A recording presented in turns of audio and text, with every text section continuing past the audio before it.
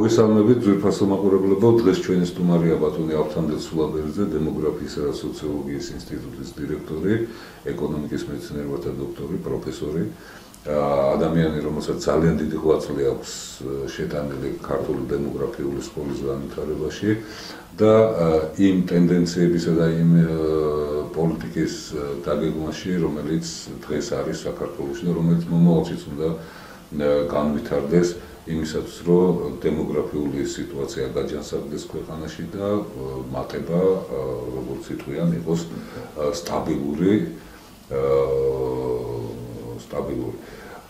მე მინდა ბატონო ავთანდილ დიდი მადლობა გადაგიხადოთ დღეს მოგზაურობისათვის და ერთი ესეთი კითხვა დაგისვათ, როცა თქვენი ინსტიტუტის საქმიანობის შესახებ ეცნობოდი ინფორმაციებს, იქ ერთი ძალიან საინტერესო მოკლე წავიკითხე.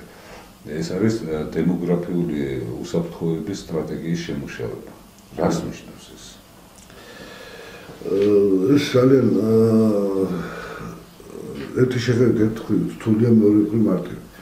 მარტივად რო ვთქვათ, ეს არის რომ ქვეყანას კონდეს მოსახლეობის არსებობის გაფართოებული არსებობის დონეზე, რომ ერი არ გადაშენდეს.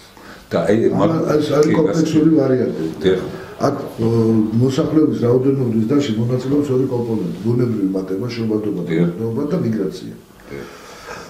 ბუნებრივი მატებით საქართველოში დადებითი სალდო იყო, ყოველ შემთხვევაში წლების მანძილზე ასე იყო, თუმცა მიზერული 0.3, თუმცა ახლა უკვე 3-4 ბავშვით მეტი იბადება, ვიდრე კვდება. ეს უკვე დადებითი სალდო. მაგრამ უარყოფითი იყო მიგრაციული პროცესები. ანუ აქედან გარდა ძალიან მილიონზე მეტი მოსახლეობა გავიდა 92-2000 წლებში. ჩვენ ეს თქვით, გამოვიდით ანტისახელმწიფოებრივად მოაზროვნე ადამიანები. გავიდა. ნუ ეხლა ანალოგიურად 2002 წლის შემდეგ, როდესაც მოვიდა ახალი ხელისუფლება მიშა სააკაშვილის მეთაურობით, ისინი იზარდნენ აი ქვეყანაში მიგრაცია შემოუვიდა გვაქვს შემოსვლათა მაღალი რაოდენობა და 95,000 წელიწადში ვითომ შემოვიდა მეტი ვიდრე გავიდა შემდეგ და აი ამ მომენტებმა დაარღვია მოსახლეობის რაოდენობის სისწორე.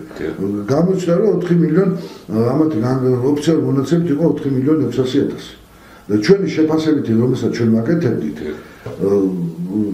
აი ეძოთ პროფესორი გიაწმულაძე ახლა ამაზე მუშაობს, იმიტომ რომ განაწილებული გვაქვს ჩვენი სამუშაო თემები აღმოჩნდა რომ ბუნებრივი მატება იყო, მაგრამ ქვეყნიდან გავიდა 300,000 კაცით მეტი.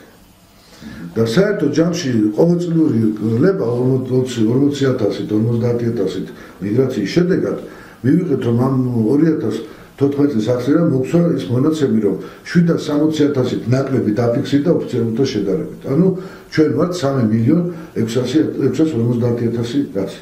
და ჩვენი მაჩვენებელი მხოლოდ 30,000 ჩამოჩა. ანუ სწორი მეცნიერული შეფასებით, რომ დღესაც აქ სხვა ნიუანსებია კიდე არასრული აღრიცხვა გარდაცვალებულების, ასევე ბავშვთა შობა ოჯახებშიც მიმდინარეობს იმის არაღრიცხვა და ასე შემდეგ, განსაკუთრებით აზერბაიჯანებში შემაღალი. აი ამ მომენტებმა განაპირობა, რომ ჩვენ არა ვართ ახლა იმ დონეზე და კლება გვაქვს სომხეთის მოსახლეობის დონეზე ვართ. როდესაც აზერბაიჯანი უკვე 8 მილიონია. 8 მილიონზე მეტი. ასევე თურქეთი, სომხეთი. თურქეთი, ირანი, ну რუსეთს თავის პრობლემა დეპოპულაციის მაღალი დონეა და თავისი პრობლემები აქვს. თუმცა ჩრდილოეთ კავკასიაში მაღალია კიდევ შობადობა. აი ეს სიტუაციაში საქართველოს შეიძლება მოხდარიყო, ხო, ჩინეთთან მაღალი მიგრაციული პროცესები უნდა გავითვალისწინოთ, ასევე უკვე დაიწყო აფრიკიდან და არაბული ქვეყნებიდან პროცესი. ანუ ქვეყანა, ამიტომ ჩვენ უნდა ვიფიქროთ დემოგრაფიულ უსაფრთხოებაზე. ჩვენ არა ვართ წინააღმდეგი სხვების შემოვიდნენ, მაგრამ თუ ამერიკას გააჩნია მიგრაციული კვოტა, რამდენი უნდა მიიღოს, ჩვენ რატომ არ ვარ? შეიძლება იყოს საზღვარი. ამიტომ ერთ-ერთი უსაფრთხოების კუთხით ეს არის კანონმდებლობაში შეტანა მიგრაციული კვოტის, ხო? და რა არ არის ამაზე? არაფერი არ არის ჯერჯერობით, თუმცა თავის დროზე გავაკეთეთ, მაგრამ ზვიადის დროზე თომა გუგუშვილი იყო მინისტრი და მაშინ გავაკეთეთ, მაგრამ მე უკვე გავუკეთე და განუკითხაობა საზღვარზე, ვინ შედის, ვინ გამოდის, მაგრამ აი 2010 წლიდან გარკვეულწილად ჩვენ არ ვიცოდით, ვიცოდით მარტო რამდენი შედიოდა გამოდო, იქიდან მიგრანტი რამდენი იყო, რამდენი ტურისტი ჩვენ არ ვიცოდით. აი 2010 წლიდან შემდეგ უკვე როდესაც დაიწყეს შემოსულთა და გასულთა ვადები რამდენი წელი არის გასული და უკვე მოგვცა საშუალება აგვეცო ჩვენ რაოდენობრივად რამდენი იყო მიგრაცია. უფრო ზუსტად. თორემ ახლა მიგრანტი არის პიროვნება, რომელიც არის ასეთი სამთვე რის შემოდის ქვეყანაში, ან გადის ის არის დროებითი მიგრანტი. ხოლო სამი თვიდან ერთ წლამდე ფაქტურად უკვე მუდმივად შეიძლება ჩაითვალოს. ეს არის გაეროს სტანდარტები და ამიტომ აი ამას უნდა ყურადღების მიქცევა. ერთ წელზე მეტყავს რომ შემოდის უკვე ცხოვრობს აქ. ეხლა დაითვალისწინეთ თურქეთი თქვენ ჩვენთან ყველაზე ახლოა მიშა სააკაშვილი მათა კაც კიდე ერთბაშად მოქალაქეობა მიენიჭა არ ვიცი სიკეთე გააკეთა თუ ცუდი ეს მაგის სინდიზე იყო ვინ უკარნა ხამის გაკეთება მე არ ვიცი და ბიზნეს თურქეთში მეტად არის განვითარებული ვიდრე ჩვენთან და ისინი შემოდიან აქ თავის რეალიზაციისთვის და მეცაც გეტყვით მიწებს ქირეობენ მოყავთ ეს პროდუქტი და მიართ იქ ანუ ჩვენ გამოვდივართ როგორც დაქირავებული მუშათა. ჩვენ ამ დროს ჩვენი ერი უნდა გახდეს წარმოებული და არა ჩვენ მომხმარებელი ჯარს. ჩვენ დავშით ჰომოსოვეტიკუსება და მომხმარებლობა და აი ლიბერტიზე რო გადავიდეთ აი წარმოებული ოჯახს ამას ბევრი რაღაც შეიძლება. მე მიხარი ახალგაზრდობა მენტალიტეტი უკვე არის წარმოებისკენ და რაღაცის მოსახურების შექმნისკენ.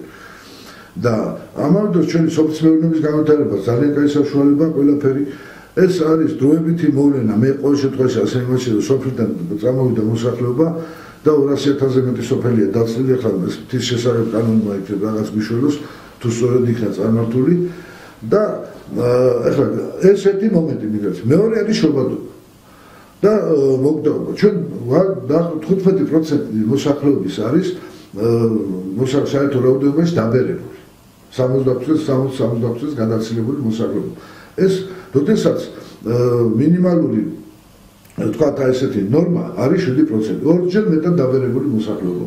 ეს ევროპის დონეზე დაბერებული მაჩვენებელი. საერთოდ ჩვენ გვაგვაჩნია მეტნაკლებად ევროპული დემოგრაფიული ცევა. ამას ცვლილება ძალიან ძნელია. აქ არის დაბერების მაჩვენებლები ასე. ეხლა ამას ეძახიან ზემოდან და ქვემოდან დაბერებას, რა ვინ როგორ გაიგებს ვიარს, მაგრამ ზემოდან დაბერება ნიშნავს მოსახლეობის სიცოცხლეების ზრდის შედეგად, რომ 60-ის გადაცილებულთა რაოდენობის დას, ხოლო ქვემოდან დაბერება შობადობის შემცირების შედეგად 20-მდე ასაკის მოსახლეობის რაოდენობის შემცირებას ამატებს. ჩვენგან ორივე პროცესი მოქმედებს. მით უმეტეს, რომ სიცოცხლეობა ჩვენ დაბალი გვაქვს, არა გვაქვს მაღალი. 70 წელია საშუალო, რომელიც შეფასებით მაჩვენებლებით უფრო ნაკლებია 68 წელზე დადის. ეს ოფიციალური მონაცემით არის 72. მაგრამ აი შეფასებით ძალიან ცუდი მდგომარეობა. აი სწორედ შენაცვლება თაობათა შორის ზღვის პროცესის რეჟიმის გამოსწორებაა საჭირო დემოგრაფიული უსაფრთხოების კუთხით. ჩვენ მე აქ არის ქორწინება, ასიმილაციის მომენტები. ეხლა საქართველოში ქართველთა რაოდენობა 84%. შემდეგ ეხლა აზერბაიჯანელი და სომხები თითქმის თანაბრად არიან, რუსთა რაოდენობა შემცირებულია და ეხლა დაკარგული ტერიტორიების გამო ჩვენ აფხაზებთან იმის აღრიცხვა არ გვაქვს. მაგრამ დაბერებული მოსახლეობა მეტია ჩვენში ვიდრე აზერბაიჯანელთა ახლა. ამიტომ ერთადერთი გამოსავალია თაობათა ცვლის სიცოცხლეების ზრდის დასთან ერთად ეს დადებითი ფაქტორია აუცილებლად შობადობის და ამ სამი ეხლა უკვე ფაქტურად 4 თაობა ცხოვრობს ოჯახში. ეს დაკავშირებულია მოსახლეობის დემოგრაფიული უსაფრთხოებთან, სოციალ-ეკონომიკურ პროცესებთან, პოლიტიკურ მდგრადობასთან. ეხლა ნახეთ, წარმოიდგინეთ, ალბათ ოჯახს, რომელმაც ბინა მიიღო 80-იან წლებში. ახალგაზრდა წყვილმა, ხო? შემდეგ ეყოლა ორი ბავშვი. ბიჭი და გოგო, გოგო უნდა გათხოვდეს. გავიდა, ამას უნდა სულის მოყვანა, არ აქვს, გამოთახენი ბინაობა, არ აქვს საბინაო პირობები, რომ ცხოვრობს. სარგებინას ვერ იშენებს სიდუქში. ამიტომ ხდება მოლოდინი, გადავადება ქორწინების და შობადობის უკეთესი მერმესისათვის, ხო? იმიტომ არა ჩვენ საქორწინო ასაკი ახლა დღეს არის პირველ ქორწინებას შესვლის საშუალო ასაკი ქალებში არის 30 წელი, მამაკაცებში 28 წელი. ძალიან მაღალია. დიახ, მაღალია.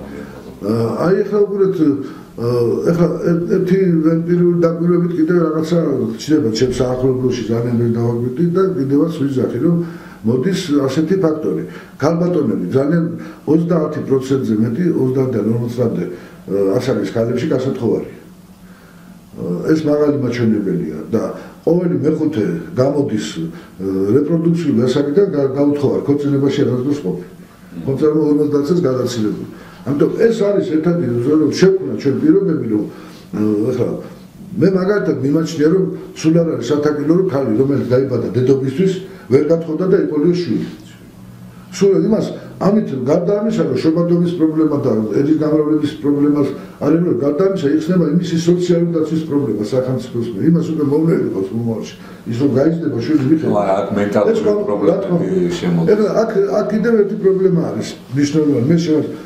ანუ ეს ქალბატონები როდესაც ახლა გაიზარდა ხო სწავლის პერიოდი მე მაგისტრატურა დოქტორატურა შემდეგ უცხოეთში მუშაობა კარიერის გაკეთება ბიზნესის და ფულის შონა და გახდა ეს კალი 35-34 წამასაკში მოიხედა და თავის მოსაწონი აღარ აქვს საქორწინო ბაზარზე აღარ არის ვინც უყვარდა ის დაქორწინებულია ვინც მოსვოდა უფროსად და ბოლოს ეძებს ახლა ქმარს ვინ აქვს მანქანა აქვს სტატუსი აქვს ყველაფერი კარგად ამიტომ უკვე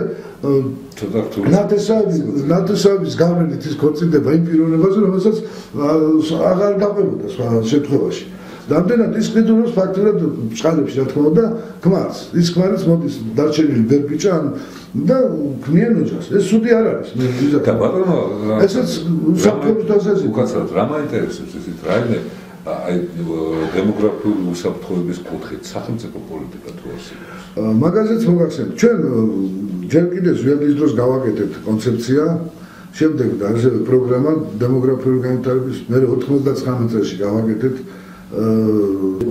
პრემიერ-მინისტრი მიიღეს კიდევაც მაგრამ იმ შემდეგ შემოდის თაროზე იდო ნუ მე ხელისუფლება შეეცვალა არ ყოფილა პოლიტიკური ნება არც შევარდნაძის დროს არც მიშას დროს იყო მხოლოდ პიარი ხიტერები ეხლა როდესაც იზარდა რომ ჩვენ არ გაგვაჩნია ეს კონცეფცია პროგრამა და ჩვენ გვაქვს ეს გაკეთებული დაბეჭდილიც არის და მიუტანე პარლამენტშიც ბევრად ეხლა ეთქონ მაგრამ ამას ეხლა ჭირდება ახალი ხედვით გაკეთება აი რაც წინა გადაცემაში მოგახსენეთ მე უკვე სიტუაცია ეთბაშად შეიცვალა ჩვენ რო ველოდით რომ შობადობის დეპოპულაცია შობადობას გადააჭერდა მოკლედ შობადობა ესე გაიზარდა რომ ჯერჯერობით კაი სიტუაცია მაგრამ ეს დიდხანს არ გაგრძელდება იმიტომ რომ აქ მოქმედებს სქესობრივი ასაკობრივი ცვლილება დემოგრაფიულ ტალღას ეძახიან ამას კერძოდ წინა თაობასთან შედარებით შედის ძლიერ რაოდენობით ახალგაზრდა თაობა ქორწინებაში და თუ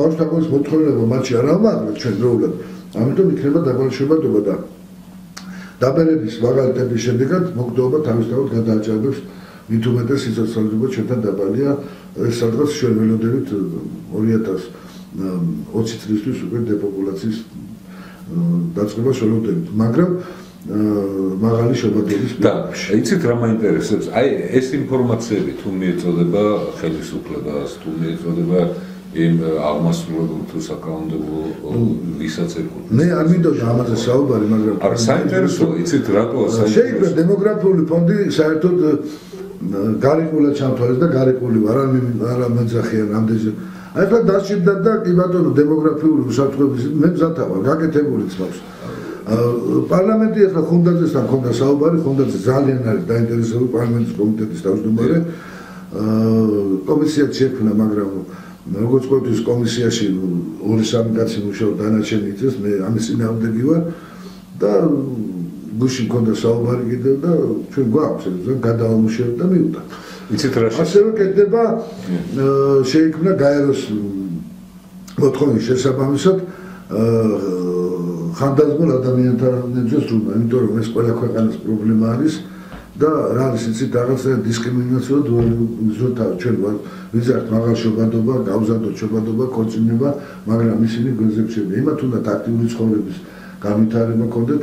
ამაზე კიდევ სარგე კომისია და სარგე პროექტი და ესეც დემოგრაფიული უსაფრთხოების კუთხით ვიდივართ ჩვენ ამით რომ თაობათა შორის კონფლიქტი ავიცილოთ. გასაგებია, იცით რა შეასაბამება, მე მგონია რომ დადგა ის დრო, რომ პროფესიონალების აქტიური ჩართვა მოხდეს სწორედ აი ესეთ საკითხებში, ესეთ ძირეულ საკითხებში, რაზეც დგას საერთოდ სახელმწიფო და მე მოვუწოდებ სახელმწიფო მოღვაწეებს, ხელისუფლებას, რომ ის ინტელექტუალური პოტენციალი, რომელიც საქართველოს რეალურად გააჩნია და ეს არის ჩვენი უმთავრესი სიმდიდრე და უმთავრესი მონოპოლარი, მაქსიმალურად იქნას ჩართული სწორედ საქართველოს კეთილდღეობის საქმეში. არ შეიძლება ისე, რომ საკითხებს წყვეტენ დილეტანტები, საკითხებს ამუშავებენ დილეტანტები და იმიტომაცაა ჩვენი ქვეყნის საქმე კარგად. ძალიან დიდი მადლობა ბატონო ლავთანძე მოგზაურობისათვის, გისურვებთ წარმატებებს, ძალიან საინტერესოა თქვენთან საუბარი და იმედია, რომ ჩვენ მომავალშიც გავაგრძელებთ ესეთ საუბარს. მადლობა.